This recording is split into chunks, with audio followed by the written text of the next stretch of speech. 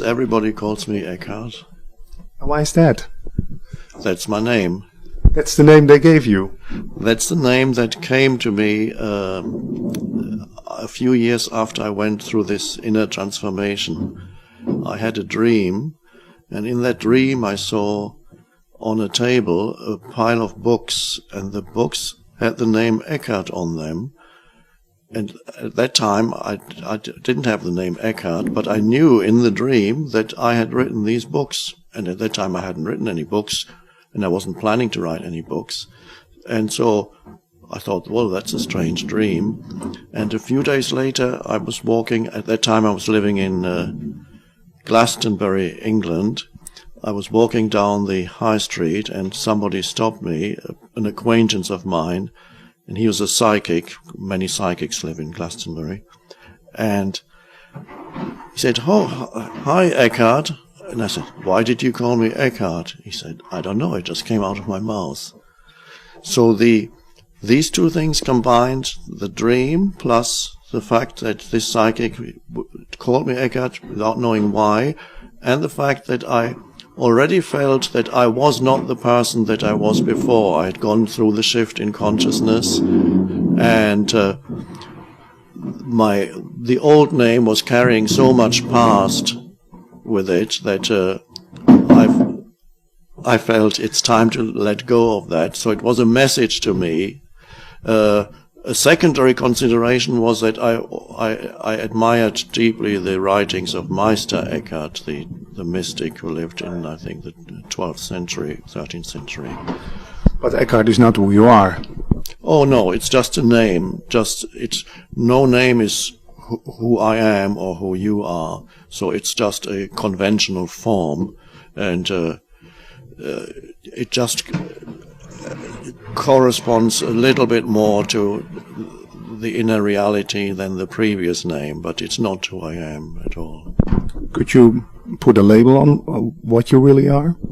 No. The essence of who we are is ultimately formless and timeless, and you cannot label it. The moment you label it, you have reduced it to something.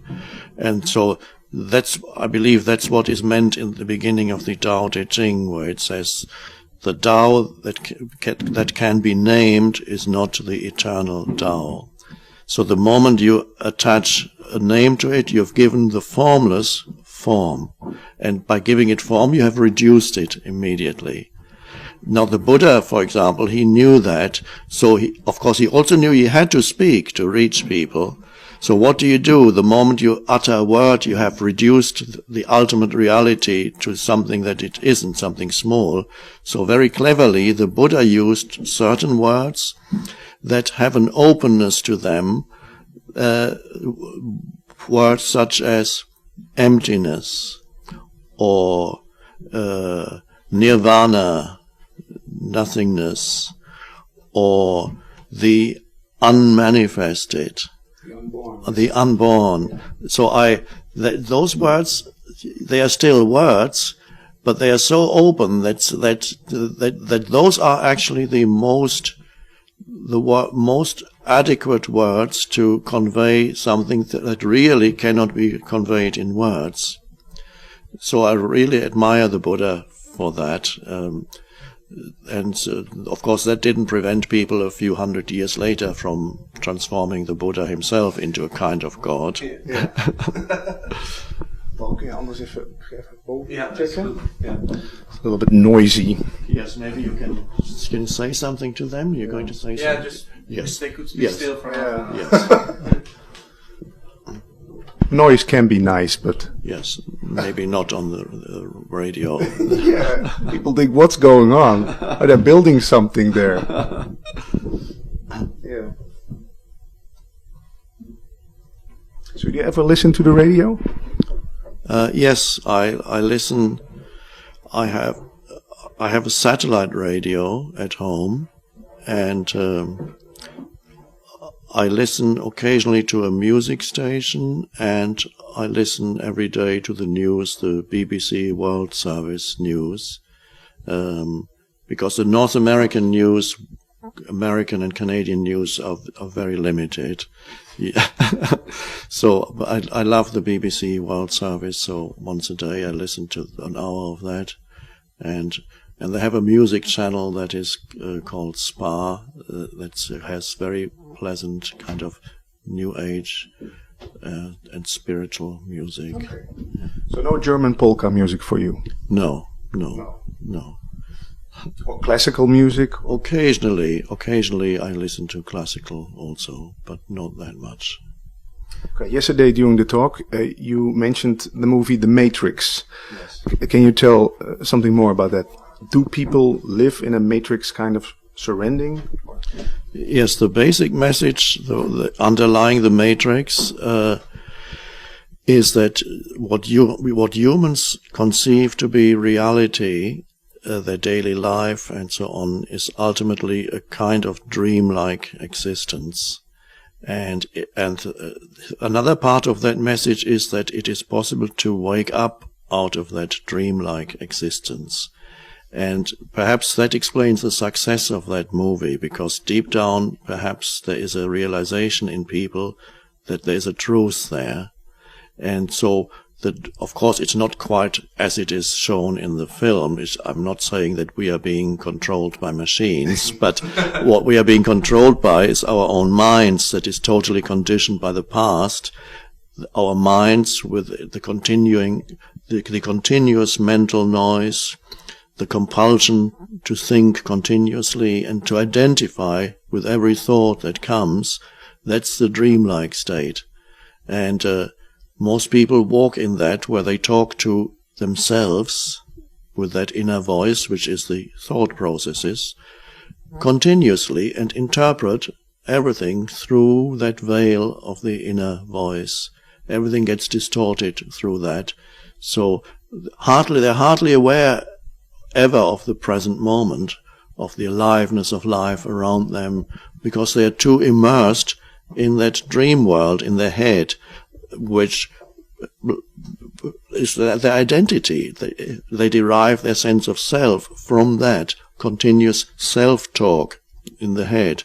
So that's the state that reduces life to something very narrow, and existence you become reduced to a little person with a little personal history, not knowing your true reality, how wonderful a life and how vast life can actually be when you transcend this limited, personalized sense of self. And that's, of course, what all the ancient teachers already pointed to. The Buddha talked about the unreality of the self. That's the very essence of the teaching of the Buddha. Jesus said, deny thyself. And of course, in churches, they won't be able to explain to you what he really meant by that, because they can't live it. They don't see the truth of it. But deny thyself, of course, implies that the self is not real. It would be absurd to say deny thyself if the self that you think you are is real, then you can't deny what's real. But when Jesus says deny thyself, it implies it's an illusion.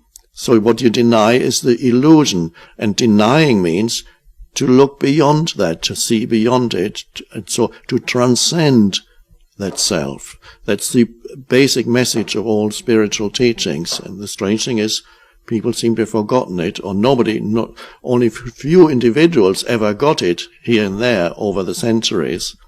Now, for the first time, more people are open to this, not to just intellectually recognize the truth, but actually experience the truth of that. Feel it. Yes. But if you say deny thyself, the false self, who is it which is making who is making the decisions? Yes, good question. So if I say, if I may extend your question, if we say identifying with thoughts, we tend to continuously identify with our thoughts. So if I identify with my thoughts, who am I? I think it's part of your question too. If I am not the thoughts that arise in my mind that tell me this or that about other people and myself and so on, who or what is it that identifies with thoughts? Now, no thought could be there without consciousness. Consciousness is the light in which the thought forms appear. So for any thought to be there, there must be the light of consciousness in which the thought appears, otherwise there could be no thought. So who you are in essence is the light of consciousness behind the thought, so to speak. And you can find that in yourself if you become aware, for example, of the space between two thoughts. So inner space, I sometimes call it. Another word for it is inner stillness. You can actually sense then that there is a space inside you that is free of noise, in fact free of any form. For example, now, if I stop speaking now, this may not be generally acceptable on the radio, but I'm going to stop speaking now for about 4 or 5 seconds. That I think we can tolerate that. I'll stop speaking for 4 or 5 seconds and see if you, the listener, can be just alert and present in that space without believing that you have to fill that space with some kind of thought. Something that might help, before I do that, is while there is that little space of 4 or 5 seconds, if you can feel the inner body, which is the aliveness in the energy field of your body, your hands, your arms, your legs. That is undoubtedly there, but most people can't feel that because they're always in the head thinking. So it helps to stay free of thought and just be present when you can at the same time feel the inner energy field of your body. Is it alive or not? Oh, yes, it's alive.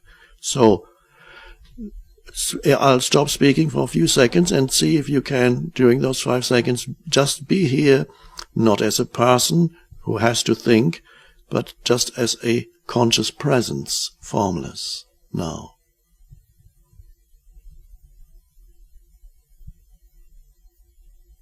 Okay. You're still here. You haven't disappeared. Yeah. Okay. Exercise. So we could say Descartes was wrong. I think, therefore I am. Yes, he was of course, he was searching for some kind of certainty, because he could see that many things that we take for real can be questioned. He already saw, because he came at the end of the Middle Ages, he already saw that many of the basic assumptions that people had never questioned certainly were simple beliefs. Nobody could really see that were real or not. So he said, what is it that I can be absolutely certain of? And he looked around and he said, well, even sense perceptions, I may not be seeing what is actually there. Maybe I'm distorting and of course that's very true. The world may not be how we perceive it, because how we perceive depends on our sensory organs. They reduce everything and maybe distort it. And then finally he looked within and said, oh, one thing that I'm actually always doing is thinking. So he was going in the right direction, but he stopped too soon. If he had gone a little bit further and deeper into himself, he would have seen that thinking requires the light of consciousness. Without that, there is no thinking. But consciousness itself is much vaster than any thinking. It's prior to thinking. But he stopped with thinking. If he had gone a little bit deeper into himself and then realized, I am conscious, therefore I am, that would have been more true. Although I would have verbalized it even differently. It was, I am consciousness rather than I am conscious. Because if you say I am conscious, you have two things. You have I and conscious. But the truth, of course, is that who I essentially am is consciousness itself. That's the essence of my identity. So people usually think their identity is their personal history, which is thought forms in the head. But what is it that gives life to these thought forms? The light of consciousness. And most people get their sense of self from their personal identity. But if you really look deeply, what is it when you feel that you are yourself?